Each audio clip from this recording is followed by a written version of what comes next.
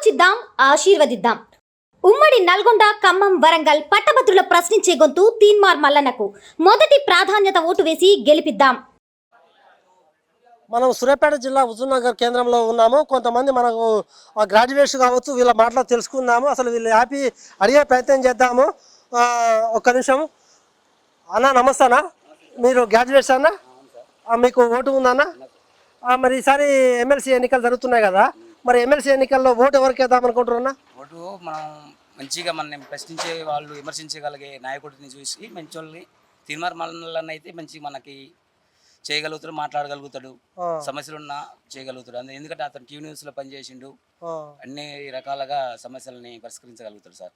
అంటే బీఆర్ఎస్ నుంచి ఒకతను ఉన్నాడు, బీజేపీ నుంచి కూడా మెయిన్ నాయకులు ఉన్నారు. మరి వాళ్ళకి ఎందుకు ఓటు వేద్దు అనుకుంటున్నారు, ఆయనకి ఎందుకు ఓటు వేయాలనుకుంటున్నారు సార్? ఇప్పుడు అధికారం పార్టీ మన కాంగ్రెస్ పార్టీ కదా సార్, కొంచెం మనకు ఇంకా సమస్యలు ఉన్నా మొత్తం తీర్చుకోగలుగుతాడు. అతనికి బాగా అనుభవం ఉంది. పోయినసారి కూడా అతని వల్ల టీఆర్ఎస్ ఓడించి కాంగ్రెస్ ప్రభుత్వం రాగలిగింది. అందుకోసం అతనికి మంచిగా వేద్దాం అనుకుంటున్నాను సార్.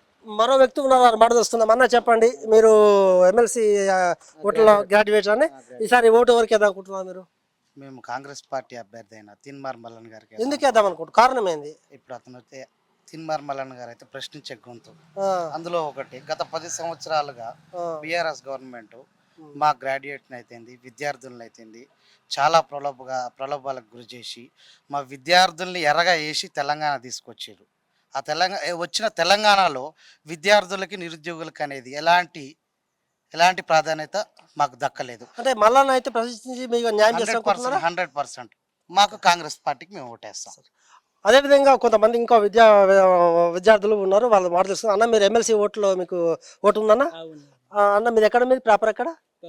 హుజూర్నగర్. ఈసారి ఎమ్మెల్సీ ఎన్నికలు 27 తారీఖు జరుగుతుంది కదా, మరి ఇక్కడ కాంగ్రెస్ నుంచి ఒక వ్యక్తి, బీజేపీ నుంచి ఒక వ్యక్తి, టీఆర్ఎస్ నుంచి ఒక వ్యక్తి, ఇండిపెండెంట్ అభ్యర్థి కొంతమంది చేస్తున్నారు. మీ ఓటు ఎవరికి వేద్దాం అనుకుంటున్నా?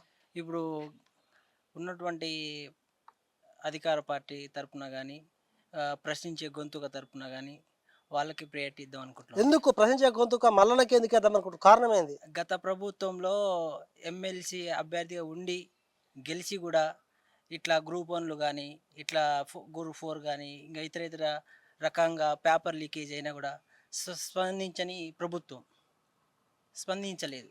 ఎమ్మెల్సీగా ఉండి కూడా కనీసం ఒక పేపర్ స్టేట్మెంట్ కూడా ఏని పరిస్థితిలో ఉన్నది. అంటే ప్రభుత్వాన్ని ఏ రకంగా దృష్టిలో పెట్టుకోవాలనేది ఇంకా వాళ్ళ విజ్ఞతగా తెలియాలి. గత ఎన్నికల్లో ఎమ్మెల్సీ పల్లరాజేశ్వర రెడ్డి అభ్యర్థి గెలిపించారు, మరి ఆయన మీకు ఏం న్యాయం చేయలేదా? అలాంటి న్యాయం ఏం జరగలేదండి. న్యాయం జరిగితే ఇంతమంది విద్యార్థులు చనిపోయేటోళ్ళు కాదు.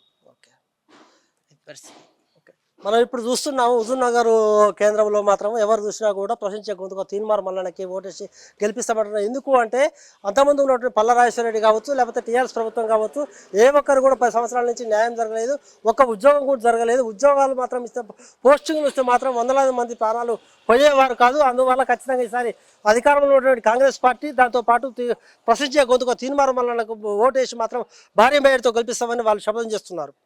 ఆలోచిద్దాం, ఆశీర్వదిద్దాం.